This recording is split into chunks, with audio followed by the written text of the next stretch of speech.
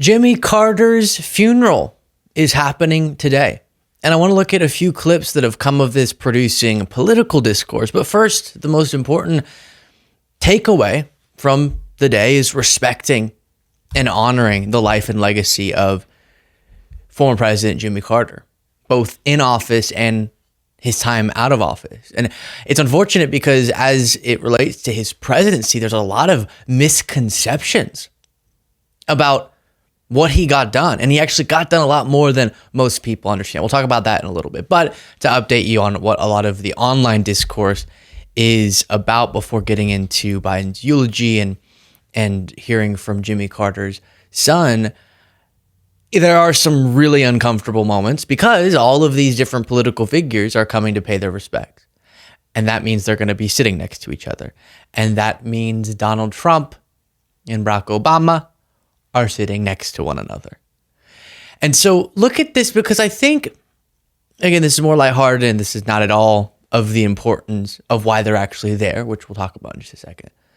But I think the look that Vice President Harris gives here says it all as she hears Trump start to talk to Obama. So watch that, and then we'll look at a couple other moments, Trump interacting with Pence, and then we'll talk about that life and legacy of Jimmy Carter.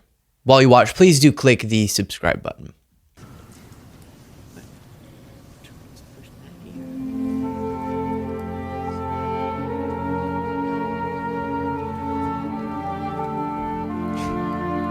Yeah, so Trump turns to Obama and starts talking with him. And the look from Harris, it just, that's like I said, it says it all.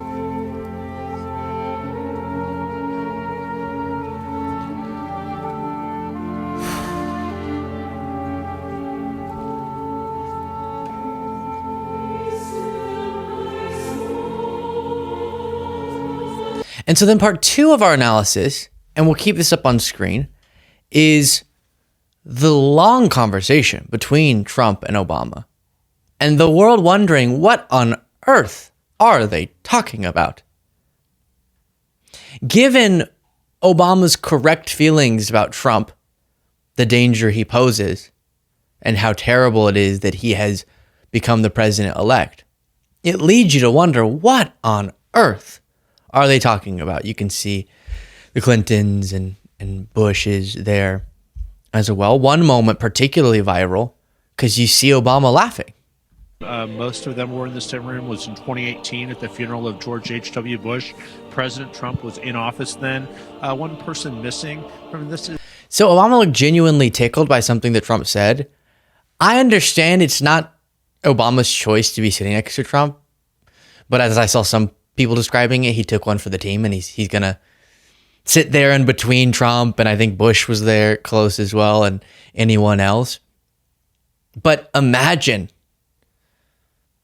I won't say the scent, but just imagine having to listen to the voice of Trump in such a serious moment, and what is he cracking jokes about? But again, I guess Obama really doesn't have that many options. Then you had this moment that also got a lot of attention. Watch as Trump greets Pence, but notice how Karen Pence, Mike Pence's wife, doesn't get up to greet Trump. We see President-elect Trump and First Lady Melania Trump at the National Cathedral right now. We have seen, I think this is the first president that we've seen come into the room. We are still waiting, of course, for Bush and Clinton and Obama, as well. There is Donald Trump and Mike Pence.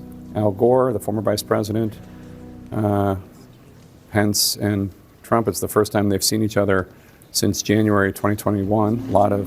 So right there, you could see that Karen Pence made the decision not to stand up and greet him.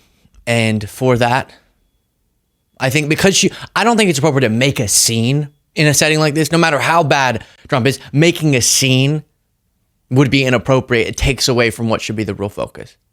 But choosing not to stand up in a way that didn't cause a scene, but we noticed, given that Trump risked Pence's life and has never apologized for it. I think is perfectly acceptable. Absolutely perfectly acceptable. And we continue going through this chronologically, and we get to Jason Carter, Jimmy Carter's grandson, I should say. I described him as son accidentally, I think, earlier. I meant to say grandson. And he did mention some of the policy successes of his grandfather. As president in the 1970s, as you've heard, he protected more land than any other president in history. 50 years ago, he was a climate warrior who pushed for a world where we conserved energy, limited emissions, and traded our reliance on fossil fuels for expanded renewable sources. And by the way, he cut the deficit, wanted to decriminalize marijuana, deregulated so many industries that he gave us cheap flights and, as you heard, craft beer. Basically, all of those years ago, he was the first millennial. And he could make great playlists, as we've heard as well. And, you know, saying things that aren't exactly aligned with some of the people in the audience, but that's just a fact you have to contend with. And it's one that the conservative narrative around Jimmy Carter, meaning the right-wing perception of him that has really become mainstream, seeks to contradict. And we'll get more into that in just a second. There was Biden also saying this. You know, we have an obligation to give hate no safe harbor and to stand up to what my dad used to say is the greatest sin of all, the abuse of power. That's not about being perfect, because none of us are perfect. We're all fallible. So the reason I play these clips is, obviously this being a political show, there's going to be political points weaved into a political figure's funeral, as you're seeing there. Biden referencing abuses of power and how we have to push back against that and hate. And one of the biggest abusers of power and biggest hate purveyors is sitting there in the audience. So don't, as I said before, create a scene, but it's fine to articulate positions that Jimmy Carter so obviously had and articulated himself in endorsements against Trump in the past. During a moment that's meant to honor those very values and principles that made Jimmy Carter the figure that is being honored and respected. One little just sort of cute moment, if I can describe it as that, between Doug Emhoff and Vice President Harris.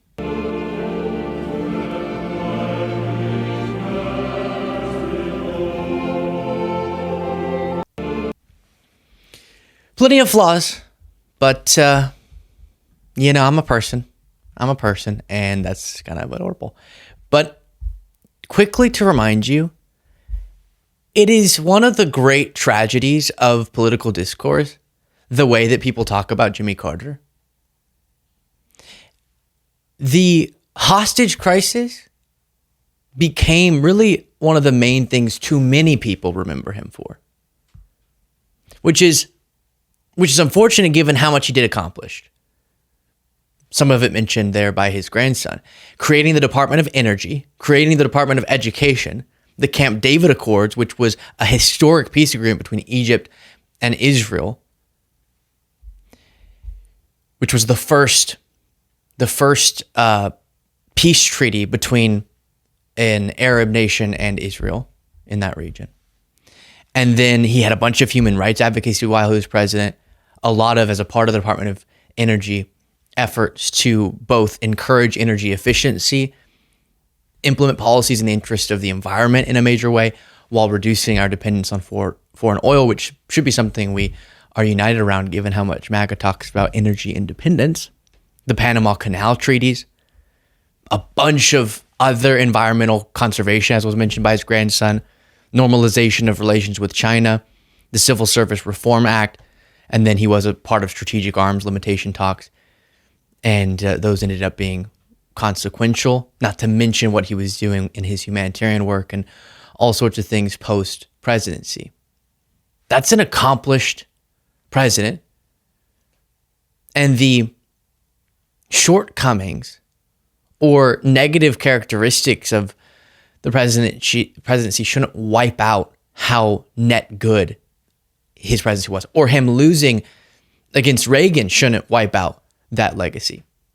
And I think far too often, the right-wing narrative about him has been successful in convincing even non-right-wingers that he was a completely inconsequential and bad president. And that's just not accurate at all, given the facts of his presidency. Curious to hear your thoughts in the comments. Support the show, get the members-only bonus show by clicking that join button below.